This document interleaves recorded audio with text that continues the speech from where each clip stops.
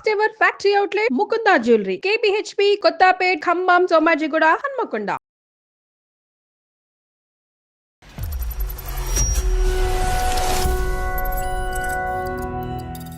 ప్రేమించి పెళ్లి చేసుకున్నాను సార్. ప్రతి దానికి అనుమానించే సార్ తను నన్ను. ఎందుకు లేడీస్ మాట్లాడుతున్నారు ఆఫీస్ లో? జెంట్స్ స్టాఫ్స్ ఉండరా ఏంటి? నేను పెద్ద తలనొప్పి సార్ నాకు.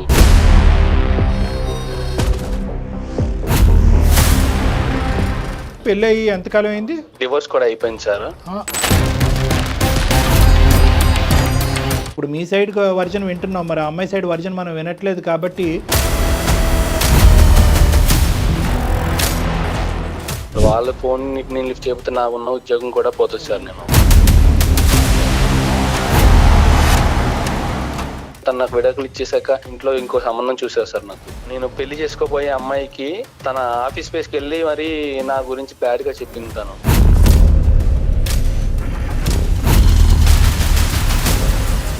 డివోర్స్ అయిపోయినాయి కదండి. డైలీ కాల్స్ డిఫరెంట్ నెంబర్స్ నుంచి సార్ కాల్స్ వచ్చేది. మీరే నా భరత్ ని మ్యారేజ్ చేసుకునే అమ్మాయి, ఒకసారి ఆలోచించండి.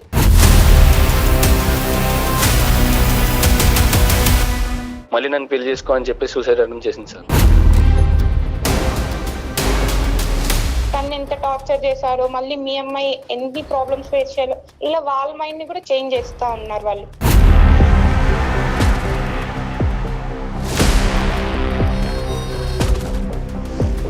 నాకు భయం వేస్తుంది సార్ తను ఏం చేసుకుంటుందని. మరి మ్యారేజ్ చేసుకున్నప్పుడు ఈ అబ్బాయి ఇలా ఉండేవాడు, పెళ్ళి అయిన తర్వాత వాళ్ళ అమ్మ మాట వింటున్నాడు, ఇది కూడా పెద్ద గోల మాకు వచ్చేది. అదేవిధంగా అబ్బాయిలు ఏమంటా ఉంటారు, టైం దొరికినప్పుడల్లా మీ అమ్మకి ఫోన్ చేస్తావు, అమ్మ పప్పులో ఎంత ఉప్పు వేయచ్చు అని మీ అమ్మనే అడుగుతావు, అమ్మ ఈరోజు సాంబార్ వాడాలా లేదంటే తోటకూర వేపడి చేయాలని మీ అమ్మనే అడుగుతావు, అన్నింటికి మీ అమ్మని అడిగేటట్టయితే నేనెందుకు అని చెప్పి అబ్బాయిలు వచ్చి మా దగ్గర చెప్పి. నమస్తే కళ్యాణ్ గారు. నమస్తే జయ గారు. కళ్యాణ్ గారు, మా భరత్ అనే ఒక అబ్బాయి మనకి మెయిల్ చేశాడండి. పెళ్లి చేసుకున్న తర్వాత విడిపోవటం, ఇష్యూస్ ఫేస్ చేయటం, ఒకరికొకరు ఇబ్బందులు పడటం, ఇలాంటివి మనం చూస్తూ ఉంటాం. కానీ ఈ మధ్యకాలంలో బహుశా మీరు కూడా నెంబర్ ఆఫ్ కేసెస్ చూస్తున్నారేమో. ప్రీ మ్యారిటల్ కౌన్సిలింగ్ అనేది చాలా అవసరం వచ్చేసింది. ఉమ్మడి కుటుంబాలు ఉండట్లేదు, ఎవరికి వారే ఓన్ డెసిషన్స్ తీసేసుకుంటున్నారు. అదేదో పెళ్లికి ముందే మాట్లాడుకుంటే అన్ని విషయాలకి సంబంధించి ఒక క్లారిటీ వస్తుంది అనే థాట్లోకి వచ్చారు. కేసులు ఎలా ఉన్నాయండి? మీ దాకా వస్తున్నారా? ప్రీ మ్యారిటల్ కౌన్సిలింగ్ గురించి ఈ మధ్యకాలంలో మన ప్రోగ్రామ్స్ బట్టి అవనివ్వండి, ఇంకా వేరే కార్యక్రమాలు బట్టి అవనివ్వండి, ఒక అవగాహన అయితే బాగా పెరిగింది మేడం. ఎందుకంటే ప్రేమించుకునేటటువంటి వాళ్ళు కూడా పెళ్లి వరకు వెళ్ళే లోపు అసలు మేము ప్రేమించుకున్న వాళ్ళం, పెళ్లి తర్వాత భార్యాభర్తలుగా మేము సానుకూలంగా మా ప్రయాణం సాగుతుంది అనేది వచ్చేవాళ్ళు ఉన్నారు. అరేంజ్డ్ మ్యారేజెస్ పరంగా కూడా తల్లిదండ్రులు బాగానే ఇష్టపడుతున్నారు, జాతకాలు బాగానే కలిసినాయి, ఆస్తిపాస్తులు విధంగా అన్నీ బాగానే ఉన్నాయి. మీ ఇద్దరు అంటే ఏంటంటే ఆలోచన శైలి అంటే ప్రీ మ్యారిటల్ కౌన్సిలింగ్ యొక్క ప్రాముఖ్యత ఏంటంటే ఇమోషనల్ అట్రాక్షన్ అనేటటువంటిది, ఇమోషనల్ ఇంటిమసీ అంటే మానసికంగా మీ ఇద్దరం భార్యాభర్తలుగా జీవితాంతం ప్రయాణం చేయగలమా. శారీరకంగా physical attractions is very easy. నువ్వు బాగున్నావు, నేను బాగున్నావు, నీ హైట్ బాగుంది, నా హైట్ బాగుంది, నీ అందం బాగుంది, నా అందం బాగుంది, దట్స్ ఓకే. అది మీకు 10 minutesలో మీరు అది తేల్చేసుకోవచ్చు ఆ లెక్క. కానీ ఇమోషనల్ ఇంటిమసీ, నా భావజాలం, నా ఆలోచన శైలి, నా వ్యక్తిత్వం అవతల వ్యక్తికి మ్యాచ్ అవుతుందా, నాలో వీక్నెసెస్ని నేను ఈ అమ్మాయి గురించి మాడిఫై చేసుకోగలనా, ఈ అబ్బాయి గురించి మాడిఫై చేసుకోగలనా. మాడిఫై చేసుకోలేనటువంటి క్రమంలో ఇద్దరు ఒకరికొకరు ఎలా అడ్జస్ట్ అయ్యి ఉండగలం అనే అండర్స్టాండింగ్ ప్లాట్ఫామ్ అనేది ముందస్తు మాట్లాడుకుంటే తర్వాత వచ్చేటటువంటి పరిణామాలు రాకుండా ఉంటాయి. ముందే మాట్లాడకపోతే షాక్ అవుతాం, ఇదేంటి. Counselling is very important. Nowadays అయితే చాలా అవసరం కదా. అతను దానికి సంబంధించి అంటే పెళ్లి చేసుకోబోయే ఒక అమ్మాయికి సంబంధించిన ఒక ఇష్యూతో మన దాకా వచ్చాడు. మరి కాల్ చేస్తానండి. చేయండి మేడం.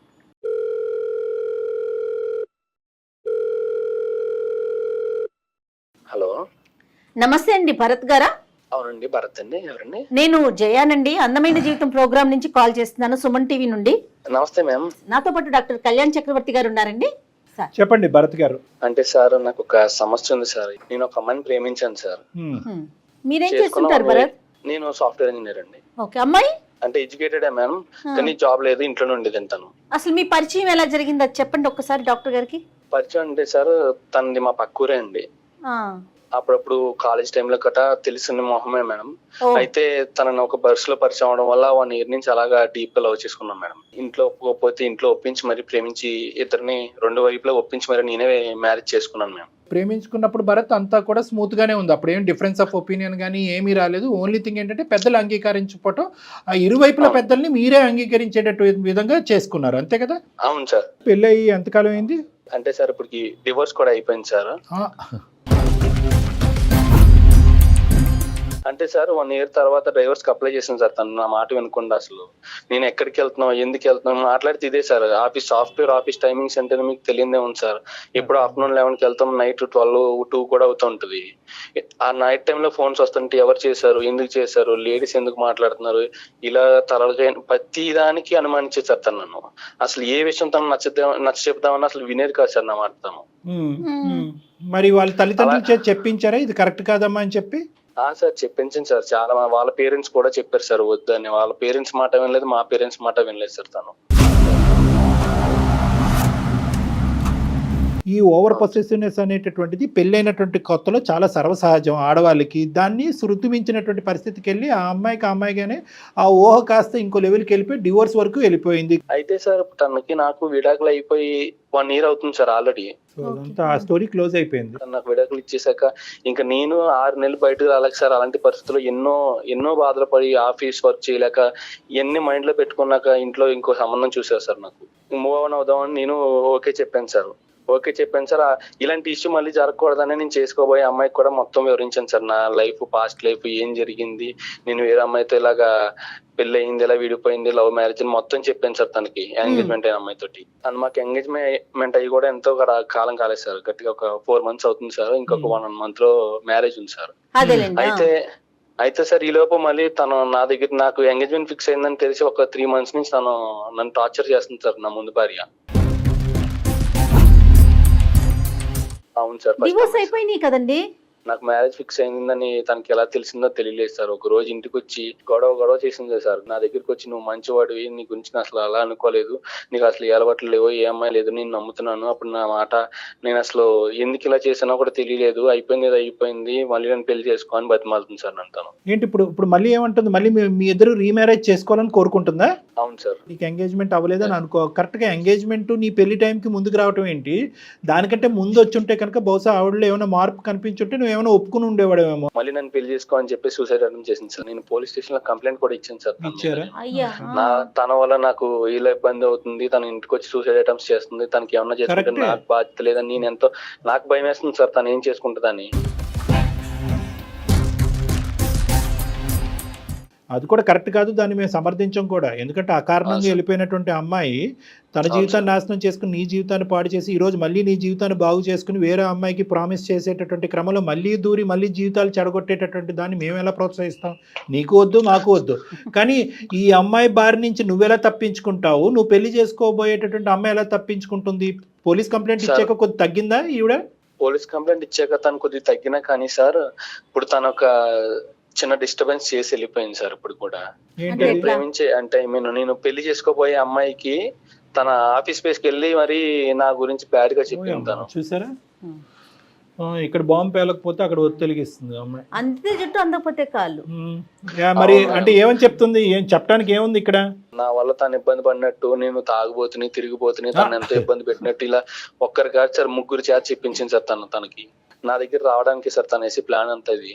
నీ దగ్గర రావడం ప్లాన్ కంటే ముందు ఈ పెళ్లిని చెడగొట్టాలనే మోటో ఏంటంటే నువ్వు సుఖపడకూడదు, తనకు కానటువంటి వాడు ఎవరికి చెందకూడదు, ఇంకా ఇతని జీవితంలోకి వేరే వాళ్ళు రాకూడదు, మళ్ళీ ఆ అమ్మాయి రావాలి, మళ్ళీ ఆ అమ్మాయి నిన్ను ఉడుం పట్టుగా బిగించాలి, నిన్ను ఊపిరి తీసుకోనివ్వకూడదు. ఇదే పద్ధతి కంటిన్యూ అవుతుంది.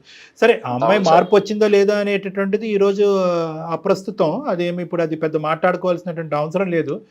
కానీ ఇప్పుడు నీ జీవితాన్ని పాడు చేసిన అమ్మాయి ఈ రోజు వచ్చి మళ్ళీ ఆ అమ్మాయి జీవితాన్ని పాడు చేస్తుంది కదా. అది అవును సార్. ఆ అమ్మాయి ఈ అమ్మాయి ఫస్ట్ మ్యారేజా సెకండ్ మ్యారేజా? ఇప్పుడు నువ్వు చేసుకోబోయే అమ్మాయి ఫస్ట్ మ్యారేజ్ సార్. తను ఫస్ట్ మ్యారేజ్. పూర్తిగా మీరిద్దరు ఒకరినొకరు అండర్స్టాండ్ చేసుకున్నారు ఈ 4 months లో? పూర్తిగా అండర్స్టాండింగ్ చేసుకున్నాం సార్. తను నన్ను నమ్మింది సార్. అండ్ ఈ విషయం జరగగానే తన గురించి నా గురించి బ్యాడ్ గా చెప్పగానే తను నాకు ఫోన్ చేసి ఇదేంటని అడగగానే తనకి ఎక్స్ప్లెయిన్ చేశాను సార్. కానీ తను కలిసి కూడా మాట్లాడాను సార్. తను అంతా క్లియర్ గా ఉంది కదా సార్. కానీ కాకపోతే మళ్ళీ ఈ పెళ్లి అయ్యాక కూడా తర్వాత ఇలా జరిగితే నా వల్ల నేను తట్టుకోలేను సార్. నువ్వు మాకు చేయడానికి కారణం ఏంటి? ఇప్పుడు మొదటి అమ్మాయితో మాట్లాడాలనా, లేదంటే ఆ అమ్మాయి పరిస్థితి అలాగే ఉంటది, ఇప్పుడు నేను చేసుకోబోయే అమ్మాయిని ఆలోచింపజేయండి అనా? సార్ నాకు మొదటి అమ్మాయి వద్దు సార్. నాకు రెండవ అమ్మాయి ఇప్పుడు చేసుకోబోయే అమ్మాయికి నాకు ఫ్యూచర్ లో ఎలాంటి ప్రాబ్లమ్స్ వస్తాయన్న భయం ఉంది సార్ నాకు. నేను అలాంటి ఫేస్ చేయలేను సార్. మాకు ముందుగానే పెళ్లికి ముందుగానే మీరు ఏమన్నా ఒక సజెషన్స్ ఇస్తారు, మాకు మా బంధాన్ని నిలబెడతారని చెప్పేసి మిమ్మల్ని ఆశ్రయించాను సార్ నేను. సరే, ఇప్పుడు నువ్వు చేసుకోబోయే మంచి ఆలోచనే. చేసుకోబోయే అమ్మాయి పేరు మాధవి సార్. మాధవి గారు. సో ఏం చేసామంటే వాస్తవానికి నీ ఈమెయిల్ వచ్చిన తర్వాత మేము కొన్ని ఎంక్వైరీస్ కూడా జయ మేడం కండక్ట్ చేశారు. మన టీం ద్వారా జయ మేడం కొన్ని ఎంక్వైరీస్ కండక్ట్ చేయించి వాస్తవానికి నీ భార్యతో కూడా మాట్లాడారు. ప్లస్ మీ ఆఫీస్లో ఉండేటటువంటి కొన్ని క్లోజ్ ఫ్రెండ్స్, ఫ్యామిలీ ఫ్రెండ్స్తో కూడా మాట్లాడటం జరిగింది. ఎందుకంటే ఈ భరత్ అనేటటువంటి అబ్బాయి నిజం చెప్తున్నాడు అనేటటువంటిది అనుకోవటానికి ఏముంది. పాప మా అమ్మాయి ఎన్ని ఆపసోపాలు పడిందో, ఎంత క్షోభం అనుభవించిన తర్వాత ప్రేమించినటువంటి అమ్మాయి పెళ్ళైనటువంటి 1 year తర్వాత డివోర్స్ తీసుకోవటం అనేటటువంటిది చాలా రేరెస్ట్ ఆఫ్ రేర్ సిచ్యువేషన్. అది చదువుకున్నటువంటి. సో కండక్ట్ చేస్తే కనుక మాకు తెలిసినటువంటిది ఏంటంటే నువ్వు కంప్లీట్గా క్లీన్ చిట్గా బయటకు వచ్చావు. నీ మీద ఎటువంటి అభాండం కూడా మా టీం వాళ్ళకి కనిపించలేదు, ఎటువంటి అనుమానం కూడా మాకు రాలేదు. తర్వాతే మేము నీ ఫోన్ కాల్ సెలెక్ట్ చేసి నీతో మాట్లాడటం అనేది జరుగుతుంది. లేదంటే ఏం చేసి ఉండేవాళ్ళము, ఈ అమ్మాయితో మాట్లాడిపించేది ఏందిరా బాబు, ఆ అమ్మాయి ఫోన్ కలుపు, నీ బండారం అంతా బయటపడుతుంది అని ఉండేవాళ్ళం. అర్థమైంది కదా. సో అది కూడా మా ప్రేక్షకులకు అర్థం అవ్వాలి కాబట్టి ఈ అంశం కూడా నేను నీ ఎదుర్కొంటే నేను తెలియపరుస్తున్నాను. నీకు తెలియదు, నీ గురించి నీ బ్యాక్గ్రౌండ్లో చాలా ఎంక్వైరీస్ జరిగినాయి.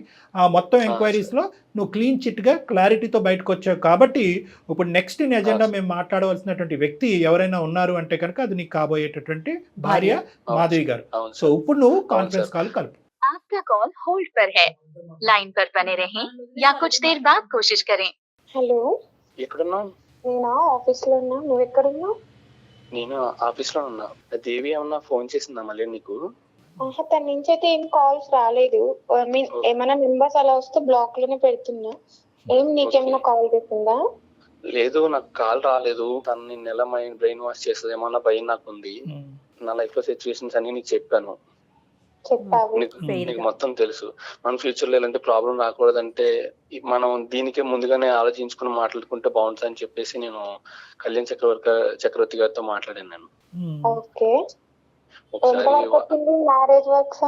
పెళ్లికి చేసుకోవడానికి పనుల కన్నా ముందు మనం రెడీగా ఉండాలి కదా. మన ఫ్యూచర్ బాగుంటేనే కదా. అందుకే ఒకసారి నీతో డాక్టర్ గారు మాట్లాడతారంట, ఒకసారి మాట్లాడతాను. చాలా సింపుల్ అండ్ స్ట్రైట్ అమ్మాయిలా అనిపిస్తున్నావు అమ్మ మాధవి. చాలా సంతోషం నీతో మాట్లాడుతున్నందుకు. బహుశా పెళ్ళి అయిన తర్వాత మీరిద్దరు వచ్చుంటే కనుక ఇష్యూ ఇంకో విధంగా ఉండేదేమో, ఇంకా జటిలంగా ఉండేది, ఇంకా కాంప్లెక్స్గా ఉండేది. పెళ్ళికి ముందే రావటం అనేది నిజంగా అమ్మాయి మీకు పెళ్ళికి ముందే మీకు ఒక బల పరీక్ష అనేది పెట్టింది. ఎవరు? దేవి అనే అమ్మాయి, మన భరత్ వాళ్ళ ఎక్స్ వైఫ్. సో మీరేంటంటే పెళ్ళికి ముందే ఈ పరీక్ష పాస్ అవుతే కనుక మీకు అసలు ఏ ఒడిదొడుకు ఉండదు. దీనికి మించినటువంటి ఛాలెంజ్ ఒక భార్యాభర్తల మధ్యన ఏదో వస్తుందని నేను అనుకోను. ఫస్ట్ క్వశ్చన్, డివోర్సింగ్ చేసుకోవాల్సిన అవసరం ఏముంది? సెకండ్ క్వశ్చన్, దేవి నీకు 1కి 10 సార్లు ఫోన్ చేసిన తర్వాత నీ బ్రెయిన్ వాష్ చేయడానికి ఏమేమి చెప్పేది నీకు, అవి నువ్వు ఎలా టాలరేట్ చేసావు, ఎలా తిరిగి సమాధానం చెప్పావు? భరత్ గురించి మ్యారేజ్ ప్రపోజల్ వచ్చిందో నాకు తన క్యారెక్టర్ గానీ, తను లైఫ్ లో ఫస్ట్ మ్యారేజ్ చేసుకుని ఇంత ఫేస్ చేశాడు, ఓకే మన నుంచి ఒక అబ్బాయికి మంచి లైఫ్ దొరుకుతుంది అని ఆలోచించి, మళ్ళీ వాళ్ళ పేరెంట్స్ గురించి ఆలోచించి, వాళ్ళ సైడ్ అంతా నాకు మంచిగా అనిపించింది సార్. ఓకే, దీన్ని మ్యారేజ్ చేసుకుంటే నా లైఫ్ మంచిగా ఉంటుంది. భరత్ గురించి ఏమైనా ఎంక్వైరీస్ చేసావమ్మా దానికి ముందు? అంటే మీరు కానీ మీ కుటుంబ సభ్యులు కానీ భరత్ యొక్క క్యారెక్టర్ ఏంటి అనేది ఏమైనా ఎంక్వైరీస్ చేశారా, లేదంటే కేవలం అతను చెప్పేదే నమ్మారా? అంటే మ్యారేజ్ ప్రపోజల్ వచ్చిన తర్వాత మా ఫ్యామిలీ అంతా ఎంక్వైరీ చేసి తర్వాత మేము డెసిషన్ తీసుకున్నాం. సూపర్ అండి, సూపర్, నైస్ నైస్. మరి దేవి సంగతి చెప్పమ్మా. దేవి ఎన్నిసార్లు నీకు ఫోన్ చేసింది? ఏం చెప్పేది? అది ఎలా డీల్ చేసేదాన్ని నువ్వు? నాకు అంటే మా భరత్ ఇట్లా డైవర్స్ అయిపోయిన తర్వాత మేమంతా ఓకే, మాకు వాళ్ళ ఫ్యామిలీ నుంచి ఏం ప్రాబ్లం లేదు, మా ఫ్యామిలీ నుంచి కూడా వాళ్ళకి ఏం ప్రాబ్లం లేదు, అందరికి ఓకే అనుకున్నప్పుడు మేము ఎంగేజ్మెంట్ చేసుకున్నాం సార్. దాని తర్వాత వన్స్ ఎంగేజ్మెంట్ అయిన ఒక 1 month నుంచి నాకు డైలీ కాల్స్ డిఫరెంట్ నెంబర్స్ నుంచి సార్ కాల్స్ వచ్చేది.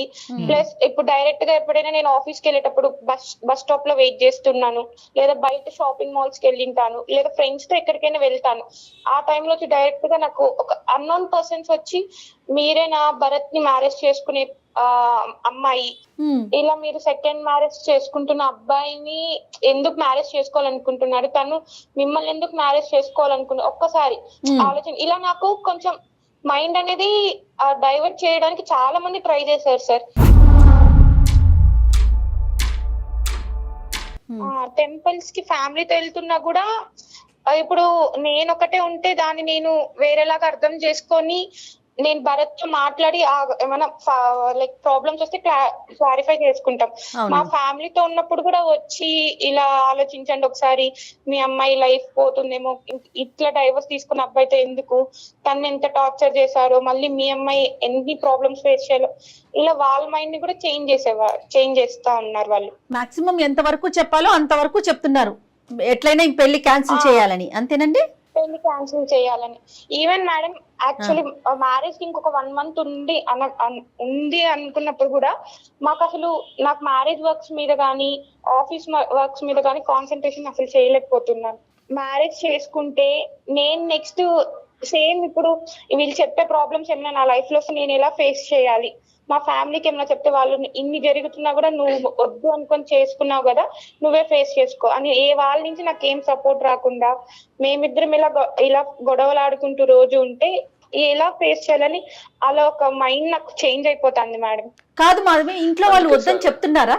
ఎందుకు ఇంత ఇష్యూ జరిగింది కదా, ఈ పెళ్లి వద్దు క్యాన్సిల్ చేసుకుందాం అంటున్నారా మిమ్మల్ని?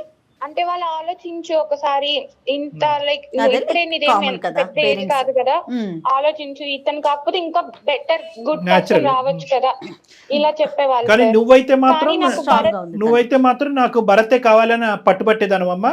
అవును సార్, కాకపోతే నాకు భరత్ లో తను ఫేస్ చేసిన ప్రాబ్లమ్స్ అన్ని తను ఎలా దాని నుంచి ఓవర్కమ్ అయ్యాడు, ఇవన్నీ నాకు నచ్చి ఇప్పుడు తను నెక్స్ట్ మ్యారేజ్ చేసుకున్న అమ్మాయిని ఎలా చూసుకుంటాడు, ఇవన్నీ నేను తన మీద నమ్మి నేను ఓకే చెప్పాను సార్. సరే సరే, మొత్తం చెప్పాను సార్, నా లైఫ్ లో జరిగిన విషయం ప్రతి విషయం చెప్పాను సార్. మీరు చేసిన చాలా మంచి పని అదే భరత్. చెప్పారు భరత్. ఇప్పుడు ఒకటి నెంబర్ 1 మీరు చెప్పకపోయినా తెలుసుకోవచ్చు వాళ్ళు, ఎందుకంటే ఇదేదో ఎక్కడో అప్పుడు నెగటివిటీ అవుతుంది కదా, ఎక్కడో మారుమూల ప్రాంతంలో పెళ్లి చేసుకోవటం కాదు, మీరు అప్ఫ్రంట్ గా చెప్పారు, అది అప్రిషియేట్ చేస్తాము. నెంబర్ 1. నెంబర్ 2 ఏంటంటే వాళ్ళ ఎంక్వైరీస్ లో కూడా మీ క్యారెక్టర్ కరెక్ట్ అని తెలిసింది. ఇప్పుడు 3వ ఫేజ్లో ఏంటంటే మా ఎంక్వైరీస్లో కూడా మీ క్యారెక్టర్ కరెక్ట్ అని తెలిసింది. సో అన్ని విధాలుగా పాజిటివ్ అని. కానీ ఇక్కడ అమ్మాయికి ఉన్న డైలమా ఏంటంటే, ఆ అమ్మాయికి ఉండేటటువంటి భయంకరమైన సిచ్యువేషన్ ఏంటంటే, ఏ ఆడపిల్ల ముందుకొచ్చి తీసుకున్నటువంటి ఒక స్టెప్, ప్రేమించి సంవత్సరం పాటు ప్రేమించి ఇష్టపూర్వకంగా తల్లిదండ్రులని ఎదిరించో బతిమాలకో పెళ్లి చేసుకున్న మీరే 1 yearకి మించి పెళ్లి నిలబెట్టుకోలేకపోయారు. అలాంటి అబ్బాయిని నేను కోరొచ్చి చేసుకుంటున్నాను, ప్రేమించుకున్నటువంటి అమ్మాయే తట్టుకోలేనటువంటి అబ్బాయిని నేను ముందుకొచ్చి చేసుకుంటే కనుక ఎంత సీవీ నచ్చి ఎంత గొప్పవాడి ఎంత మెచ్చినా కూడా రేపొద్దున నా పరిస్థితి కూడా సంవత్సరం తర్వాత ఇదే జరిగితే ఏంటి అనేటటువంటి ఆలోచన ఆ అమ్మాయిలోకి రావటం. దాంతోపాటు ఏంటంటే వెనక నుంచి వచ్చి దేవి ఈ విధంగా నలుగురి చేత 4 మాటలు చెప్పించి ఈ అమ్మాయి బ్రెయిన్ వాష్ చేయటం. ఈ అమ్మాయి ఏంటంటే ముందు నువ్వు వెనకతలు గొయ్యి, నచ్చినటువంటి అబ్బాయి, అన్ని బాగున్నటువంటి అబ్బాయి, ఎంతో సిన్సియర్గా చెప్పినటువంటి అబ్బాయిని చేసుకోవాలా, లేదంటే లోకం అంతా కూడా ఒకే తట్టి మీదకి వచ్చి ఎందుకు రిస్క్ అనేటటువంటి మాట దేవి మాటల్లో ఏమన్నా 1% అన్నా నిజం ఉందేమో, చేతులు దులుపుకుని ఎంగేజ్మెంట్ వరకే అయ్యింది కదా, ఏముందిలే పెళ్లి వరకు అవ్వలేదు కదా అని చెప్పి వెనక్కి వెళ్ళిపోవాలనేటటువంటి ఆలోచనతో ఆ అమ్మాయి చేసినటువంటి పోరాటం, ఇప్పుడు వరకు చేసినటువంటి పోరాటం బహుశా చాలా కష్టసాధ్యం. అది ఎందుకు 1% రిస్క్ ఉన్నా కూడా ఎందుకు ఇటువంటి దాంట్లో దిగాలి? పెళ్లి సంబంధాలు రాక, జీవితం లేక, కుటుంబం లేక, అన్నీ ఉన్నా కూడా అమ్మాయి నీ వెనకతలు వచ్చింది కాబట్టి నిజంగా వెరీ వెల్ అప్రిషియేటెడ్, చాలా గ్రేట్, నువ్వు చాలా అదృష్టవంతుడివి. కానీ ఇప్పటికీ కూడా మాధవి మనసులో ఒక డైలమా ఉంది. అవును సార్, డైలమా ఉందా, అనుమానం ఉందా, భయం ఉందా, ఏముంది? వెళ్తే వాళ్ళ నుంచి నేను ఇంకెన్ని ప్రాబ్లమ్స్ ఫేస్ చేయాలి, ఇలా చాలా సార్. రేపు సొసైటీలో నేను ఎలా ఫేస్ చేయాలి ప్రాబ్లమ్స్ ఇలా మ్యారేజ్ చేసుకుంటే అని నాకు ఒక డైలమాలో ఉన్నాను సార్ నేను. కదమ్మా, ఇప్పుడు దేవి డైరెక్ట్ గా అప్రోచ్ అయిపోతుందా నీకు ఇప్పుడు, ఇంతకు ముందులా కాకుండా? అంటే అలా కూడా కాదు సార్, చాలా కాల్స్ డిస్టర్బ్ సార్, అసలు ఏం వర్క్స్ చేసుకోలేకపోతున్నాను. ఇంకా అమ్మాయి మీద ఏదైనా యాక్షన్ తీసుకోమని చెప్పి వెళ్ళటమే. చట్టపరంగా అంతే కదా. ఆల్రెడీ మీరు పోలీస్ కేసు ఫైల్ చేశారు కాబట్టి ఈ అమ్మాయి అనవసరమైన న్యూసెన్స్ చేస్తుందని చెప్పి న్యూసెన్స్ కేసు పెట్టచ్చమ్మా. మీరిద్దరు కూడా మీ ఇద్దరు కలిసిగట్టుగా వెళ్ళి మీరు న్యూసెన్స్ కేసు పెట్టచ్చు. ఇప్పటి వరకు ఆ అబ్బాయి పెట్టాడు, కానీ ఇద్దరు వెళ్ళి పెడితే కనుక ఆ అమ్మాయికి న్యాయస్థానం అనేది సరైనటువంటి పోలీస్ స్టేషన్లో కానీ సరైన బుద్ధి వస్తుంది. కానీ దానికంటే ముఖ్యం ఏంటంటే ఆ అమ్మాయిని ఇక్కడ డిలీట్ చేసి ఎలిమినేట్ చేయడం, మీ జీవితంలో ప్రమేయం లేకుండా ఉండటం అనేటటువంటిది ఇక్కడ పెద్ద అంశం కాదు. ఎందుకంటే కనుక దానికి ఆ అమ్మాయి ఇప్పటికీ కూడా అదే ఓవర్ పొసెసివ్నెస్ అనేటటువంటి సినారియో కొనసాగిస్తుంది. నాకు దక్కనటువంటి, నేను ప్రేమించి నాకు దక్కనటువంటి అబ్బాయి ఎవరికి దక్కకూడదనే ఒక స్వార్థపూరితమైనటువంటి ఆలోచన, లేదంటే ఆ అమ్మాయి ఎక్కడ పప్పులో కాలేసింది అనేటటువంటి రియలైజేషన్ రావటం వల్ల ఎంత మంచి వ్యక్తిని నేను పోగొట్టుకున్నానో ఆ మంచి వ్యక్తిని మళ్ళీ నా జీవితంలో ఏదో విధంగా 100 106 రాబట్టుకోవాలి అనేటటువంటి ఆలోచన, దాంతో ఒక స్వార్థపూరితమైనటువంటి ఆలోచనతో పాటు ఒక శాడిస్టిక్ మెంటాలిటీ ఆ అమ్మాయిలో కనిపిస్తుంది అన్నది మనకు తెలుస్తుంది. మేము కూడా ఎంక్వైరీస్ చేసిన దాంట్లో ఏంటంటే కీ క్యారెక్టరిస్టిక్స్ ఆ అమ్మాయికి ఉన్నాయి. ఆ అమ్మాయికి ఒక నార్సిస్టిక్ పర్సనాలిటీ డిసార్డర్ అన్నట్టుగా మాకు తెలిసింది. అదంతా వేరే విషయం. నేను ఇక్కడ చెప్పేది ఏంటంటే ఆ అమ్మాయి ఎలాంటిది, ఆ అమ్మాయి నార్సిస్టిక్కా, శాడిస్టిక్కా, స్వార్థపూరితమా, లేదంటే మిమ్మల్ని ఇద్దరిని ధ్వంసం చేసి మళ్ళీ భరత్ని దక్కించుకునే ప్రయత్నం చేసిందా, లేదంటే భరత్ యొక్క జీవితం సర్వనాశనం అయ్యేంత వరకు ఆ అమ్మాయి నిద్రపోదా, ఇలాంటివి చాలా అంశాలు మనం మాట్లాడుకోవచ్చు. కానీ ఇక్కడ ప్రత్యేకంగా కావాల్సింది ఏంటంటే ఈరోజు పెళ్లి కావాల్సినటువంటి అబ్బాయిలు అమ్మాయిలకి నేను ప్రత్యేకంగా చెప్పేటటువంటి అంశం ఏంటంటే ప్రీ మ్యారిటల్ కౌన్సిలింగ్ అనేది చాలా ముఖ్యమైనటువంటి అంశం. ఇలాంటి వాటి గురించే ఒక సిచ్యువేషన్ ఫేస్ చేశాను నా లైఫ్ లో, మళ్ళీ ఇలాంటిది నేను ఫేస్ చేయడానికి రెడీగా లేను. నువ్వు ఇప్పుడు నా మీద ఎన్ని నమ్మకాలు పెట్టుకున్నా కానీ ఫ్యూచర్ లో తన నా మాటలు కొంచెం నిజం అనిపించచ్చు. నీకు మ్యారేజ్ కి ముందు ఈ ప్రాబ్లమ్స్ అన్ని సాల్వ్ చేసుకోవాలి. నెక్స్ట్ ఫ్యూచర్ లో ఇప్పుడు నువ్వు ఆ ప్రాబ్లమ్స్ ఫేస్ చేసి వచ్చావు, నేను ఆ ప్రాబ్లమ్స్ కూడా ఫేస్ చేయకూడదు నా మ్యారేజ్ లైఫ్ లో అని నేను డిసైడ్ అయ్యాను. సో అందుకే నేను కొంచెం ఇలా డైలమాలో ఉంటున్నాను. ఇక్కడ ఏంటంటేనమ్మా, ఒకటే మాధవి భరత్ మీ ఇద్దరికి చెప్పేది ఏంటంటే ఈరోజు ఇప్పుడు మీరు చేసినటువంటి ప్రయాణం ఒక 4 నెలలు మాత్రమే. దీనికంటే ఎన్నో రెట్లు, ఎన్నో 10 రెట్లు మీరిద్దరు ప్రయాణం చేయాలి. ఎన్నో సంవత్సరాల పాటు జీవితకాలం ప్రయాణం చేయాలి. ఇప్పుడు ఈ అమ్మాయి పెట్టినటువంటి వర్డ్స్, ఈ బీజాలు ఏవైతే ఆ అమ్మాయి నాటిందో నీ బ్రెయిన్లో, ఓకే భరత్ సంగతి తీసి పక్కన పెట్టేసి మాధవి, ఎప్పుడైతే ఏజ్తో పాటు నీకు ఒక మెచ్యూరిటీ, ఒక అవగాహన, ఒక ఆలోచన, ఎక్స్పోజర్, ఎక్స్పీరియన్స్ పెరుగుతాయో ఏదో ఒక చిన్నపాటి సంఘటన నీకు కనిపించవచ్చు. ఎవరితోనో మాట్లాడుతున్నాడో, ఎవరితో చాలా ఫెమిలియర్గా వ్యవహరిస్తున్నాడో అనేది. అప్పుడు ఏమవుతుందంటే ఆ చుక్క ఈ చుక్క కలవకూడదు. అప్పుడు దాని గురించి అనమాట ప్రీ మ్యారిటల్ కౌన్సిలింగ్ అనేది ఎందుకు చాలా ఇంపార్టెంట్ అంటే కనుక మీరు చెప్పుడు మాటలు వినకుండా మీ మనసుతో ఒకరినొకరిని అర్థం చేసుకోండి అనేటటువంటిది, ట్రాన్స్పరెంట్గా ఒకరినొకరిని అర్థం చేసుకోండి. ఏదున్నా కూడా సీక్రెట్స్ పెట్టుకోకుండా ఓపెన్గా డిస్కస్ చేసుకోండి. మీ ఇద్దరి లోపల ఉండేటటువంటి వ్యక్తిత్వపరమైనటువంటి లోపాలు మీరిద్దరూ ట్రాన్స్పరెంట్గా డిస్కస్ చేసుకుని ఏది చేయగలం ఏది చేయలేము అనేది మీరు ఓపెన్గా డిస్కస్ చేసుకుంటే బయట నుంచి వచ్చేటటువంటి మాటలు మీ మనసులో ఇరుక్కోకుండా ఉంటాయి, ఇలాంటి పరిస్థితులు రాకుండా ఉంటాయి అనేది. మీ ఇద్దరి జీవితంలో ఈ అమ్మాయి వచ్చి చాలా పుణ్య కార్యక్రమం చేస్తుందని నేను చెప్పాలి. ఎందుకంటే కనుక ఏదైతే ఈ పార్టీ బ్యారియరు ఈరోజు దేవి అనే వ్యక్తి నీ జీవితంలోకి వచ్చి నీ బ్రెయిన్లో ఈ మాటలు పెట్టకపోతే కనుక మీ పేరెంట్స్ నువ్వు ఇంకొద్ది ముందుకెళ్ళి ఇంకొంత ఎక్స్ట్రా ఎంక్వైరీస్ చేసి ఉండేవారు కాదు. సుమన్ టీవీ వాళ్ళు మేము కూడా మా టీం వరకు వచ్చి మేము కూడా ఈ ఎంక్వైరీస్ చేసి ఉండేవాళ్ళం. ఇప్పుడు ఏంటంటే ఒక ఫ్రెష్ పేజ్గా నీకు భరత్ అనేటటువంటి వ్యక్తి నీ కళ్ళెదురుగుంటా ఉన్నాడు కాబట్టి బల్ల గుద్ది మనసు మీద చేసుకుని Bharat is made for each other, you both are made for each other అనేటటువంటిది మేము చెప్పగలుగుతున్నాం. 3 పాయింట్స్ జాగ్రత్తగా గుర్తుపెట్టుకోండి. ఒకటి, ఏ మ్యారేజ్ అయినా ప్రీ మ్యారిటల్ కౌన్సిలింగ్ అనేది ఇంపార్టెంట్ అని. ఎందుకంటే ప్రేమించే పెళ్లి చేసుకునే వాళ్ళైనా కానీ లేదంటే అరేంజ్డ్ మ్యారేజ్ అయినా కూడా ప్రీ మ్యారిటల్ కౌన్సిలింగ్ అనేటటువంటిది ప్రాబ్లమ్స్ వచ్చి చేసేటటువంటి కౌన్సిలింగ్ కాదు. ఒకప్పుడు ప్రాబ్లమ్స్ వస్తే కనుక దాన్ని ఎలా ఎదుర్కోవాలి, మనస్పర్ధలు వస్తే కనుక ఎలా ఎదుర్కోవాలి, భిన్నంగా ఆలోచించేటటువంటి పరిస్థితులు వస్తే కనుక, అంటే పెళ్లికి ముందు పెళ్లి తర్వాత ఒకేలాగా లేనటువంటి పరిస్థితి వస్తే కనుక ఆ ఛాలెంజెస్ని ఎలా ఫేస్ చేయాలి అనే దానికి ప్రీ మ్యారిటల్ కౌన్సిలింగ్ అనేది కరోనా వైరస్ రాకుండానే వ్యాక్సినేషన్ ఎలా అయితే చేసుకుంటున్నామో దాని లాంటిది అనమాట. ఇది ఒక వ్యాక్సిన్ లాంటిది, ముందు జాగ్రత్త చర్య. ఎగ్జాక్ట్లీ అండి, ఇది నెంబర్ 1 గుర్తుపెట్టుకోండి. నెంబర్ 2 ఏంటంటే ప్రీ మ్యారిటల్ కౌన్సిలింగ్లో ప్రధానంగా చెప్పేది ఏంటంటే ఇందాక నేను చెప్పినటువంటిగా ట్రాన్స్పరెన్సీ ఈజ్ వెరీ ఇంపార్టెంట్. ఎటువంటి లోపాలు ఉన్నా ఏమున్నా కూడా ముందస్తు చెప్పేసుకోండి. పెళ్లి తర్వాత చెప్దాము, ప్రేమ పెరిగిన తర్వాత చెప్తాము, అతని మనసు పెద్ద సముద్రం అంతా అయిన తర్వాత చెప్దామని అనుకోవటం కాదు, ముందస్తేనే చెప్పేసుకోండి. అది ఒక ట్రాన్స్పరెన్సీ. 3వ అంశం ఏంటంటే వ్యక్తిత్వ పరంగా లోపాలు ఏవైతే ఉంటాయి కనుక నేను ఇది భరించగలను, ఇది భరించలేను, దీని వరకు అయితే నేను టాలరేట్ చేస్తాను, ఇంతవరకు అయితే టాలరేట్ చేయను, నా జీవితంలో మా అమ్మాయి యొక్క ప్రభావం ఇంతవరకు ఉంటుంది, మా అక్క చెల్లెలు ప్రభావం ఇంతవరకు ఉంటుంది, మా తండ్రి ప్రభావం ఇంతవరకు ఉంటుంది. ఎవరెవరు మీ ఇద్దరి జీవితంలో మధ్యస్థు దూరుతారో, ఎవరెవరి యొక్క ప్రమేయం మీ జీవితాల్లో ఉంటాయి అంటే మీ వ్యక్తిత్వాలే కాకుండా చుట్టుపక్కల ఉండేటటువంటి వేరే వాళ్ళ యొక్క వ్యక్తిత్వాలు కూడా మీ జీవితంలో ఎటువంటి ప్రభావం ప్రమేయం ఉంటుంది అనేది ముందస్తు మాట్లాడుకోవాలి. ఎందుకంటే ఇది చాలా ఇంపార్టెంట్. సార్ మ్యారేజ్ చేసుకున్నప్పుడు ఈ అబ్బాయి ఇలా ఉండేవాడు, పెళ్ళి అయిన తర్వాత వాళ్ళ అమ్మ మాట వింటున్నాడు, ఇది కూడా పెద్ద గోల మాకు వచ్చేది. అవునవును, ఇది పెద్ద ప్రాబ్లం. అవునండి. మా అత్త మాట వింటాడు, ప్రేమించేటప్పుడు ఏమొచ్చి నువ్వే ప్రపంచం, నువ్వే జీవితం, నీలాంటి అమ్మాయిలను నేను చూడలేదని అంటాడు. పెళ్ళి అయిన తర్వాత వాళ్ళ అమ్మ పక్కనే కూర్చుంటాడు, వాళ్ళ అమ్మ చెప్పిందేమి అంటాడు, ఈకలు పక్కపక్కలో అనేది అంటూ ఉంటాడు. సో కాబట్టి ఏంటంటే వాళ్ళు చుట్టుపక్కల ఉండేటట్టు. అదేవిధంగా అబ్బాయిలు ఏమంటా ఉంటారు, ఇదేంటి ఎప్పుడు టైం దొరికినప్పుడల్లా మీ అమ్మకు ఫోన్ చేస్తావు, అమ్మ పప్పులో ఎంత ఉప్పు వేయచ్చు అని మీ అమ్మనే అడుగుతావు, అమ్మ ఈరోజు సాంబార్ వాడాలా లేదంటే తోటకూర వేపడి చేయాలని మీ అమ్మనే అడుగుతావు, అన్నిటికీ మీ అమ్మని అడిగేటట్టు అయితే నేను ఎందుకు అని చెప్పి అబ్బాయిలు వచ్చి మా దగ్గర చెప్తాను. సో ప్రీమెరైటల్ కౌన్సిలింగ్ అనేది కేవలం మీ మనసులు, మీ మనస్తత్వాలు అర్థం చేసుకోవటమే కాకుండా ఎవరెవరు ఎంత పాత్ర పోషిస్తారు మీ ఇద్దరి జీవితాలు అనే సబ్జెక్ట్ కూడా ఇరువైపులా అర్థం చేసుకోవడానికి ప్రీమెరైటల్ కౌన్సిలింగ్ అనేది ఫ్యామిలీ కౌన్సిలింగ్ కింద కూడా పనిచేస్తారు. ఎంత బలంగా ఉన్నా కూడా దేవి లాంటి వ్యక్తులు పదే పదే మీ జీవితాల్లో దూరి మిమ్మల్ని ఇబ్బంది పెట్టేటటువంటి పరిస్థితి వస్తుంది అంటే కనుక మీరిద్దరు ఇంకా చిన్నపిల్లలు, భవిష్యత్తు ఉంది. అటువంటి శాడిస్టిక్ మెంటాలిటీతో, నార్సిజం అనేటటువంటి ఆలోచన శైలితో వచ్చే దేవి లాంటి వ్యక్తులు మీ జీవితంలో వచ్చి ఇంకా చిందరవందర చేయకుండా మీరు పోలీస్ స్టేషన్కి వెళ్ళటం కానీ, లీగల్ అడ్వైస్ తీసుకోవటం కానీ ఖచ్చితంగా అయితే మాత్రం చేయాలి మరి రానున్న రోజుల్లో. Okay sir. Okay sir. Be strong అండి, స్ట్రాంగ్ గా ఉండండి. డాక్టర్ గారి సలహాను తీసుకోండి. అవసరమైతే ఒక్కసారి మీ ఇద్దరు కూడా వచ్చి కలవచ్చు పర్సనల్.